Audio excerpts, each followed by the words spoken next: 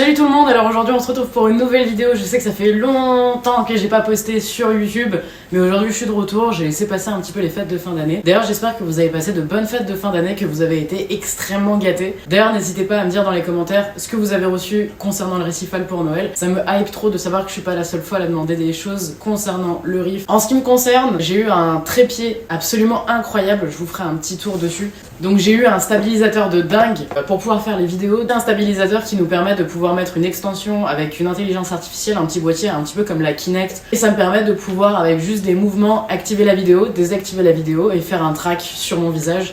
Donc ça évite d'avoir un caméraman ou une caméraman, sachant que je suis pas du tout à l'aise et que mes vidéos je les tourne absolument seule.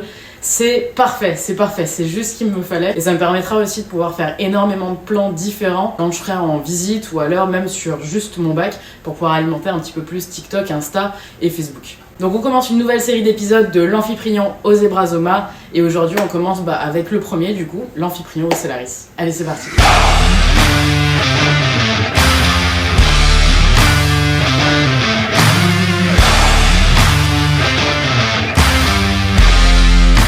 Alors, on va commencer avec le poisson clown de son nom scientifique Amphiprion ocellaris. Il fait partie de la famille des Pomacentridae. Il est sous l'ordre des Perciformes. Son genre, c'est Amphiprion. La description physique, j'ai pas besoin de vous la faire, vous savez déjà très bien à quoi il ressemble, notamment via le film Nemo. D'ailleurs, petite information, le film Nemo, à la base, était fait pour dénoncer la maintenance mauvaise des aquariums dans le monde du récifal. On peut le voir dans la scène où Nemo est dans l'aquarium du dentiste, il y a que des plantes en plastique, même s'il a les écumeurs de dernière technologie. Mais les poissons ne sont pas du tout bien à l'intérieur. Donc le but de Disney d'avoir voulu créer ce film-là, ça a été de dénoncer en fait la maltraitance animale aquariophile. Sauf que ça a eu l'effet inverse. Le film a été tellement apprécié par le grand public que, au contraire, les gens ont juste voulu avoir un Nemo chez eux. Et c'est pour ça que la démocratisation de l'Amphiprion ocellaris s'est faite. Ensuite, on va passer à où est-ce qu'on le trouve et sa répartition dans le monde. Donc on le retrouve dans l'océan Indien et dans le Pacifique occidental, mais on le retrouve surtout et essentiellement dans les récifs coralliens proches des environnements où il va y avoir des anémones normales. On le retrouve majoritairement proche des récifs coralliens d'Australie, d'Indonésie, mais également aux Philippines. L'Amphiprion ocellaris, le poisson clown, vit en harmonie avec les anémones, mais pas toutes les anémones, attention. Il va vivre en harmonie avec l'Heteractis magnifica, mais également la Stichodactyla gigantea. Donc attention, si vous voulez faire un aquarium avec un couple de poissons clowns, mais que vous voulez mettre des anémones dans cet aquarium pour créer une relation d'harmonie entre les deux, il faudra penser à prendre la bonne variété d'anémones, sinon ça ne marchera pas malheureusement. Pourquoi on appelle ça une relation d'harmonie entre les deux? C'est pas une relation symbiotique parce que l'un peut vivre totalement sans l'autre, ça ne pose pas de problème. Par contre, les deux vont avoir une relation qui va leur permettre de mieux coexister dans le récif corallien, notamment via les prédateurs. Donc le poisson clown, lui, ce qu'il va apporter à l'anémone, c'est qu'il va lui apporter à manger. Lui, il va se nourrir, il va ramener une partie de ce qu'il aura trouvé au sein de son anémone pour qu'elle puisse s'alimenter. Et l'anémone, en contrepartie, lui offre une sécurité puisque l'anémone est urticante, elle a des tentacules urticantes qui l'abritent des autres prédateurs. Comment il va choisir son anémone et comment il fait pour ne pas être lui piqué par les tentacules de l'anémone? En fait on sait pas trop. Il y a plusieurs théories qui existent. Certains scientifiques vont dire que le poisson clown va se piquer auprès de son anémone jusqu'à créer un vaccin. Et la deuxième hypothèse, ce serait que le mucus sur la peau des clowns les immunise complètement des piqûres des anémones. Concernant les anémones, en aquarium, on peut maintenir des poissons clowns absolument sans anémones, ce n'est pas un problème. Pourquoi? Parce que les poissons clowns que vous retrouvez dans le commerce sont issus d'élevage. Donc ça veut dire qu'en élevage, notamment en France, vous avez Au Cœur du Poisson qui fait un énorme travail sur l'élevage des poissons clowns. Les poissons clowns n'ont jamais vu de leur vie d'anémone. Effectivement, dans leur forme sauvage et leur instinct va leur dire de se mettre en relation avec une anémone. En revanche, puisqu'ils n'en ont jamais vu de leur vie, leur but n'est pas de se protéger puisque dans nos aquariums, ils n'en ont pas utilité. Si on veut éviter par exemple les anémones qui nous cassent la tête en se mettant dans les pompes de brassage et qui vont tuer vos bacs, parce que oui, une anémone c'est compliqué à maintenir, si elle décide de bouger, elle bougera. Une anémone n'est pas un corail, même si elle a des zoozanthelles et qu'elle est symbiotique avec l'éclairage. Votre anémone, mettons pendant un an elle est dans votre aquarium, si demain elle a décidé de bouger, elle bougera, même si pendant un an elle a été bien. Donc c'est un parti pris à prendre en considération parce que l'anémone, quand elle passe dans les pompes de brassage, vous avez tout du coup son mucus qui est extrêmement irritant et urticant, se diluer dans l'eau et qui va malheureusement nuire à tous les autres habitants de l'aquarium et qui peut tuer un bac en moins d'une journée. Il y a d'autres possibilités, donc qu'est-ce qu'on peut mettre en place pour avoir une relation d'harmonie qui se crée entre nos poissons clowns et quelque chose d'autre, et bien on peut mettre tout simplement un sarcophyton qui va avoir à peu près la même forme qu'une anémone, comme celui que j'ai juste ici, où les poissons clowns vont adorer se mettre dedans. Cette relation elle va être également en harmonie. Le corail, lui, le sarcophyton, l'intérêt c'est que le poisson clown, quand il va se frotter contre le sarcophyton, il va lui enlever le mucus qu'il va avoir quand il va muer, donc avantage. Et on voit qu'un corail n'est pas trop stressé par les poissons qui l'environnent. Quand le corail reste ouvert, il peut capter l'éclairage. Pour pouvoir accentuer cette symbiose-là, si vos poissons clowns ne vont pas directement dans un corail, notamment dans votre sarcophyton que vous adorez et vous voulez qu'ils aillent dedans, à ce moment-là, on peut mettre quelque chose en place de très très simple. Moi, je mettais directement les artémias ou un tout petit bout de moule décongelé dans le sarcophyton. Ça les incitait à venir s'alimenter dans le corail. Ça leur permettait de pouvoir comprendre beaucoup plus facilement que c'était un endroit très safe pour eux et qu'ils pouvaient tout à fait y rester. Ça m'a pris à peu près 3 mois leur apprentissage, où je faisais pas ça tous les jours non plus, mais on va dire que 1 à 2 fois par semaine, je mettais un petit peu d'alimentation dans le corail, et au bout d'un moment ils ont pris le pli et ils y sont allés tout seuls. Au tout départ, les poissons clowns, enfin la plupart des poissons clowns, vont rester à nager à la verticale, nageant vers le bas majoritairement, pas trop vers le haut, c'est plus ils vont nager vers le bas quand ils vont dormir. Et vous allez les voir notamment sur le fond arrière de l'aquarium, puisqu'on a généralement des fonds noirs, donc ils vont essayer de se cacher à un environnement où il n'y a pas trop de brassage, et ils vont se mettre juste en dessous de la pompe de brassage, ou juste au-dessus, ou juste à côté. Ce sera les zones de brassage mortes, où il n'y aura pas trop de brassage, et ils vont s'y accommoder très facilement, à défaut de trouver un corail aussi vite. Les poissons clowns, parce que c'est pas seulement des poissons qui sont magnifiques, on est sur un poisson qui a un gros caractère. Donc si vous décidez de mettre un couple de poissons clowns, il se peut qu'ils élisent domicile dans un corail où vous n'avez pas du tout envie qu'ils aillent le déranger. Notamment les euphilia. Ça arrive très régulièrement que certains clowns aillent créer leur domicile dans un euphilia. L'inconvénient, c'est que l'euphilia, on est sur un corail qui peut très facilement être endommagé, parce que le squelette, on le rappelle, c'est plein de petites lamelles. Donc si vos clowns ils se frottent contre l'euphilia et qu'ils vont coincer une tentacule contre le squelette, ils peuvent créer des lésions et ça peut malheureusement créer pas mal de problématiques sur ce corail. L'autre problématique, ça va être sur le long terme. Au départ, on s'en rend pas forcément compte, mais votre corail il se ferme de plus en plus. Ça devient une habitude, sauf qu'il capte plus correctement la lumière, il stresse, il décède. Si c'est le cas, n'hésitez pas à changer de place vos euphilia pour essayer de faire en sorte que vos clowns n'y aillent pas trop. Ça sert à rien d'essayer de les punir en faisant des grands mouvements devant l'aquarium, ils y retourneront sans aucun problème. L'autre corail où on veut pas que vos poissons clowns aillent, ça va être les zooanthus, et j'en ai fait les frais, parce que la première femelle poisson clown que j'ai eue dans ma vie et que j'ai encore actuellement, c'est cette petite personne. Alors pendant des années, elle a élu domicile dans un très beau sarcophyton et il n'y a jamais eu de souci. Quand j'ai déménagé l'aquarium, qui était là avant qu'il y ait la fissure sur l'ancien, elle a décidé de faire dodo dans des zooanthus. Donc au départ, il n'y avait pas trop de soucis, enfin moi ça m'inquiétait pas plus que ça, je trouvais ça juste marrant qu'elle décide de dormir dans des zooanthus. Et au fur et à mesure, elle a commencé à avoir une décoloration au niveau du ventre. J'ai commencé à m'inquiéter un peu, j'ai commencé à essayer de chercher d'où est-ce que ça pouvait provenir. Et un soir, j'étais juste assise devant l'aquarium et là je me rends compte qu'elle dort au milieu des zooanthus et qu'elle les tête un petit peu au niveau de la bouche. Sauf que c'était exactement les endroits où elle était décolorée. J'ai réfléchi un petit peu et puis je me suis souvenu que les zooanthus, c'est un corail qui a une certaine acidité. C'est notamment pour ça qu'il y a très peu de poissons qui les consomment. Du coup, forcément, si elle se met à dormir dedans, ça va créer un impact au niveau de son mucus et au niveau de sa coloration, donc de ses écailles. Ce qui n'a pas du tout loupé pour le coup, parce qu'elle a été d'abord totalement décolorée au niveau du ventre. Je dois avoir 2-3 photos qui doivent traîner, je vous les mets. Mais elle a retrouvé une autre coloration après. Donc à la base, moi j'avais acheté une femelle Amphiprion ocellaris Snowflex. C'est devenu une Black Ice. Je suis pas très contente parce que je me suis quand même fait tatouer sa trogne sur mon bras. Ça n'a plus rien à voir avec le tatouage que j'ai. C'est pas grave en soi. Ça m'embête un petit peu parce que moi je l'adorais avec sa coloration Snowflex. Snowflex Premium en plus, donc elle avait une coloration de fou. J'ai des photos de quand elle est petite, donc je vous les mets. Mais bon, elle a décidé de dormir dans les zooanthus. Et je pensais pas que ça pouvait la décolorer autant, au point de carrément changer de couleur. Vous savez que les poissons clowns peuvent changer de couleur quand ils grandissent. Il y a certains qui sont orange et qui peuvent devenir beaucoup plus marron, voire noir à la suite. Mais là, ça faisait quand même 4 ans qu'elle avait la même coloration, donc c'est vrai que ça m'a vachement étonnée. Voilà. Sachez que c'est possible, quand vous achetez des poissons clowns, ils peuvent changer de couleur. Pour l'acclimatation de vos Amphiprions ocellaris, alors je vous conseille tout simplement, mettons que vous allez le récupérer ou alors vous recevez en colis dans une caisse en polystyrène vos Amphiprions ocellaris et vous avez votre petit couple de clowns. Donc ce que vous faites, c'est que vous ouvrez le sac, vous regardez déjà l'état des poissons pour pouvoir signaler au revendeur si jamais il y a un problème ou quoi. En général, il vous demande une photo avant avant l'ouverture du sac. Vous regardez que vos 2 petits clowns vont bien.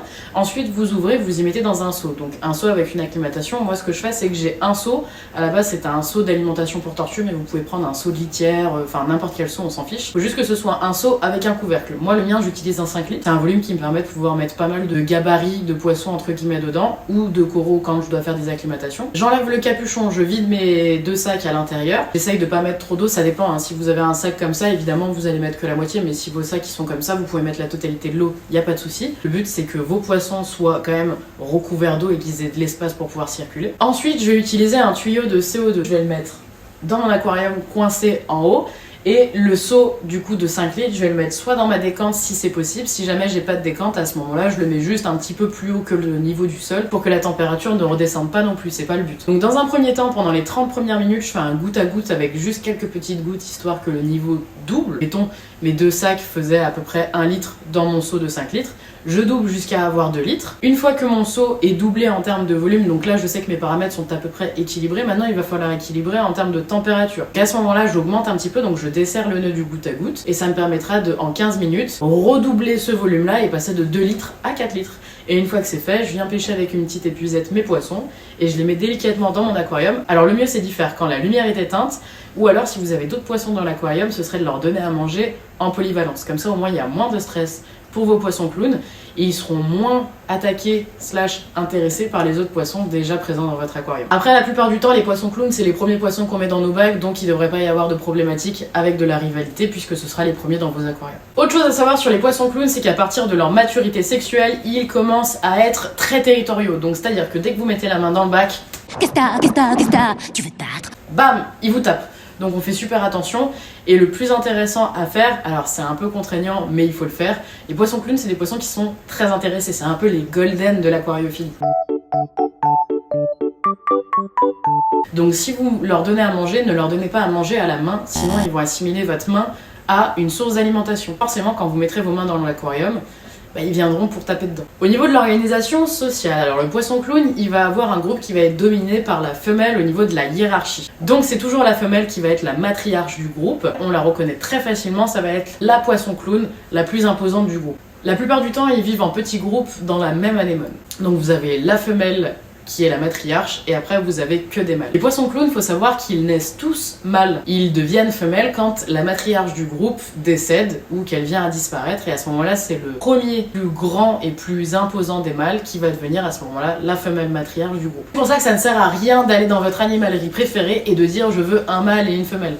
Essayez d'avoir 2 spécimens à peu près de même gabarit, ou un qui est légèrement plus gros que l'autre, mais n'essayez pas à avoir un qui est énorme comparé à l'autre. Ça ne sert à rien, surtout que la plupart du temps, les amphiprions ocellaris sont vendus car ils sont juvéniles, donc ils sont petits. Si vous avez déjà une grosse différence de gabarit, c'est que vous avez une grosse différence d'âge également entre les deux. Ça va être uniquement sur des spécimens adultes, vous allez vraiment avoir une différence de gabarit, mais là encore une fois, ils vont faire plus de 8 cm pour les mâles uniquement, et les femelles 12 cm. En aquarium, c'est préférable d'avoir un seul couple d'amphiprions ocellaris, parce que sinon effectivement, il peut y avoir de la territorialité et de la bataille entre eux une fois qu'ils arrivent à maturité sexuelle. Cependant, comme vous le savez, dans mon bac, j'en ai 4, il n'y a pas de souci. Il n'y a pas trop de soucis à partir du moment où on les introduit par binôme. Donc il faut toujours les introduire par paire, à chaque fois dans votre aquarium. Comme ça, au moins, déjà, ils se sentent moins seuls. Ils sont 2, donc il n'y aura pas toujours le même qui sera chassé par les autres individus. Après, encore une fois, ça reste de l'observation. Donc chaque aquarium est différent. Si vous, dans votre aquarium, vous constatez que votre nouveau couple de clowns se fait vachement poursuivre par l'ancien couple, à ce moment-là, il faudra trouver des solutions. Ça peut être par exemple de retirer ce nouveau couple ou de retirer l'ancien couple en fonction de vos préférences. Le but, c'est pas non plus qu'il se fasse harceler toute la journée, c'est qu'il soit bien aussi dans votre bac. Après, il faut pas non plus introduire un couple trop jeune avec un couple mature. C'est un peu comme si on mettait des maternelles avec des collégiens. Forcément, on s'attend à ce qu'il y ait 2-3 problèmes derrière. Au niveau de l'alimentation, alors le poisson clown est omnivore, donc ça c'est vachement pratique parce qu'on va dire qu'il mange un petit peu de tout. Le poisson clown, il est pas compliqué à alimenter, donc ça va être assez simple. On peut soit lui proposer des artémias congelés, des mysites, des algues, on peut lui proposer des épinards, mais il aime également les petites crustacés. Moi, je vais leur donner majoritairement des artémias à l'ail et à la spiruline dans le bac, en congelé ou en bouteille. C'est le plus simple, c'est ce qui marche le mieux et ce qui pollue le moins aussi dans l'aquarium. De temps en temps, ça m'arrive de leur mettre des granulés pour leur faire des petites piqûres de rappel. Quand l'été arrive et que je leur mets le distributeur de nourriture automatique, forcément c'est que des granulés et que ça les dépayse pas trop. J'utilise majoritairement et essentiellement, vous le savez, la marque Aquaforest avec ces granulés là qui sont absolument incroyables. Moi je les adore, c'est vraiment mes granulés préférés. Elles vont pas couler tout de suite, elles vont avoir une capacité de flottaison qui est très intéressante, donc ça permet de pas tout avoir au fond de l'aquarium mais que ça flotte un petit peu. Tous les poissons les ont en visu et peuvent les manger très facilement sans avoir trop de déchets. Au niveau de la reproduction, le poisson clown est ovipare, donc ça veut dire qu'il va faire des œufs. Le comportement au niveau de la ponte, le mâle va préparer un cycle de ponte autour de l'anémone ou du corail auquel ils ont élu domicile. Ensuite, la femelle va y pondre environ 1000 œufs où ils vont tous s'accrocher sur une surface. Donc ça peut être soit contre une pierre, soit contre la vitre de votre aquarium.